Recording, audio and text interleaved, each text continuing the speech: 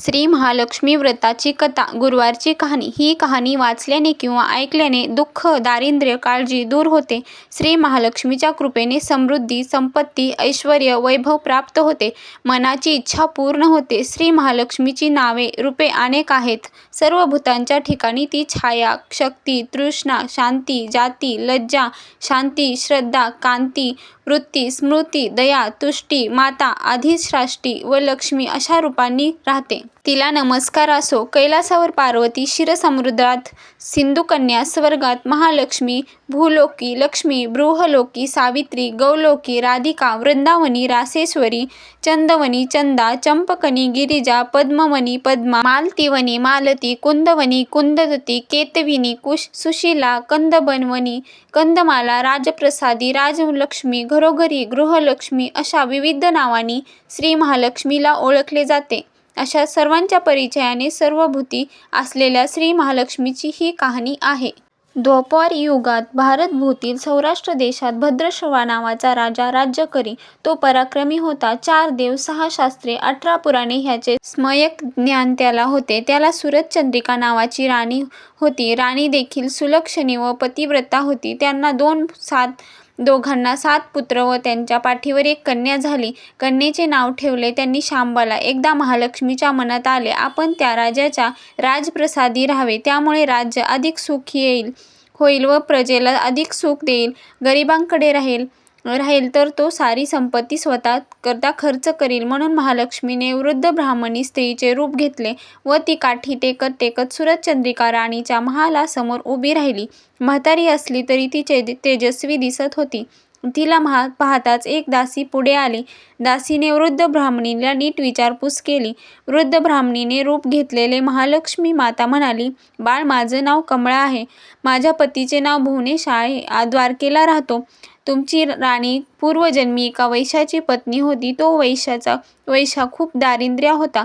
रोज त्या दोघांचे भांडण होते. मग नवरा तिला मारझोड करी व त्या जाचाला त्रासलेली ती वैश्याची पत्नी कंटाळली आणि घर सोडून गेली.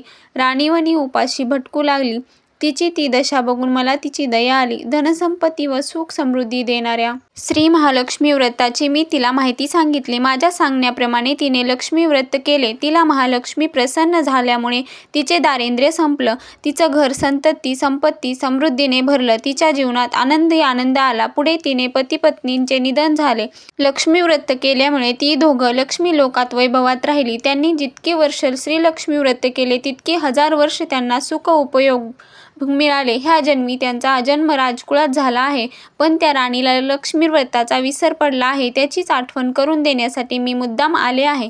वृद्धेचे ते बोलणे ऐकून दासीच्या मनात जिज्ञासा उत्पन्न झाली. तिने वृद्धेला नमस्कार केला व म्हणाली, माताजी, मला व्रताची माहिती व पूजाविधी सांगा.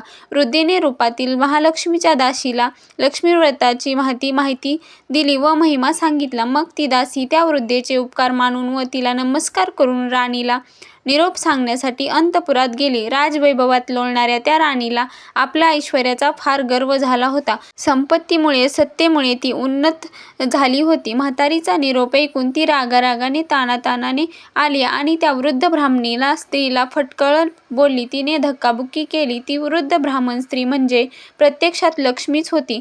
हे काही राणीला कळेना. राणीचा तो उद्धटपणा पाहून महालक्ष्मीने तिथे न राहता स्वस्थानी जायचे ठरवले. ती राजद्वारातून निघाली. वाटेत तिला शांबाला भेटली. शांबालेला सगळी हकीकत कळली. तिने त्या वृद्ध ब्राह्मणीची क्षमा मागितली. तेव्हा श्री महालक्ष्मीला तिची दया आली. तिने शांबालेला लक्ष्मी व्रताची माहिती सांगितली. तो दिवस होता मार्गशीर्ष महिन्यातला पहिला गुरुवार. राजकन्येने महालक्ष्मीचे व्रत सांगितल्याप्रमाणे भावभक्तीने केले. त्यामुळे सिद्धेश्वर राजाच्या मालवधर या राजपुत्राशी तिचा विवाह झाला. ती पतीसह राजवैभवात नांदू लागली. इकडे मात्र महालक्ष्मीचा कोप झाल्यामुळे भद्रश्रवा व राणी सुरतचंद्रिका यांचे राज्य, ऐश्वर्य, वैभव सर्व गेले व त्यांची अन्नदशा झाली. एके दिवशी सुरतचंद्रिका आपल्या पतीला म्हणाली, आपल्या जामात राजा आहे, खूप श्रीमंत आहे. त्याच्याकडे जा, आपले हाल सांगा, त्याला दया येईल, तो आपल्याकडे सहाय्य करील. त्याप्रमाणे भद्रश्रवा जावयाच्या राज्यात आला. तो तळ्याकाठी बसला असताना त्या पाणी नेण्यासाठी आलेल्या शांबलाच्या दासीने तो दिसला. त्याने राजलक्षणे जाणून दासीने त्यांचे नाव गाव विचारले. तो शांबाला राणीचा पिता आहे हे कळल्यानंतर दासी धावत धावत शांबालेकडे गेल्या. त्यांनी सर्व हकीकत सांगितली. दासीकडून राजवस्त्रे पाठवून शांबालेने आपल्या पित्याला मोठ्या थाटामाटाने राजवाड्यात आणले. आदर सत्कार केला. नाना परीचा पाहुणचार केला. तो परत जायला निघाला तेव्हा तिने हंडा भरून धन दिले. भद्रश्रवा घरी आला. सूरजचंद्रिकेला आनंद झाला. तिने हंडा उघडला तर तो काय, हंड्यात द्रव नव्हते, कोळसे भरलेले होते. महालक्ष्मीच्या अवकृपेने हा चमत्कार घडून आला होता. काही दिवसांनी सूरजचंद्रिका आपल्या लेकीच्या घरी गेली. तो दिवस होता मार्गशीर्ष महिन्यातला शेवटचा गुरुवार. शांबालेने महालक्ष्मी व्रत केले. आईकडूनही करविले. सूरजचंद्रिका परत आपल्या नगरात आली. तिने लक्ष्मी व्रत केले म्हणून पूर्वीचे राजऐश्वर्य तिला प्राप्त झाले. पुढे काही दिवसांनी शांबाला माहेरी आली. परंतु बापाला कोळसे दिले व आपल्याला काही दिले नाही हा राग सूरजचंद्रिकेच्या राणीच्या पोटात खदखदत होता. म्हणून शांबालेला कोणी विचारले नाही. तिचा अपमान झाला. परंतु आईवर न रागवता ती तेथून निघाली. निघताना तिने इथले थोडे मीठ बरोबर घेतले. आपल्या राज्यात राजगृही आल्यानंतर पतीने तिला विचारले, माहेरून काय आणले? ती म्हणाली, राज्याचे सार आणले.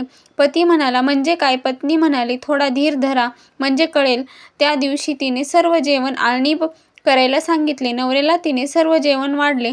त्याला सर्व जेवण आळणी लागले. मग तिने ताटात थोडेसे मीठ वाढले. पदार्थात ते घालताच जेवण रुचकर झाले.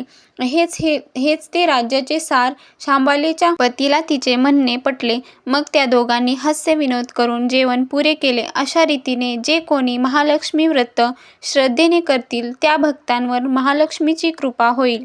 सुख समृद्धी व शांती ह्याचा लाभ होईल. सकळ मनोरथ हे पूर्ण होतील. मात्र श्रीमंती आल्यावर उतू नये. श्री महालक्ष्मीचे व्रत करायला चुकू नये. दर गुरुवारी पोथी वाचायला विसरू नये. महालक्ष्मीचा महिमा पूर्ववती भक्तांनी कामना. अशी ही महालक्ष्मी व्रताची कथा, गुरुवारची कहाणी सुफळ संपूर्ण झाली आहे. श्री महालक्ष्मी देव नमो. शांती शांती. श्री महालक्ष्मी देवता पूर्णमस्ते.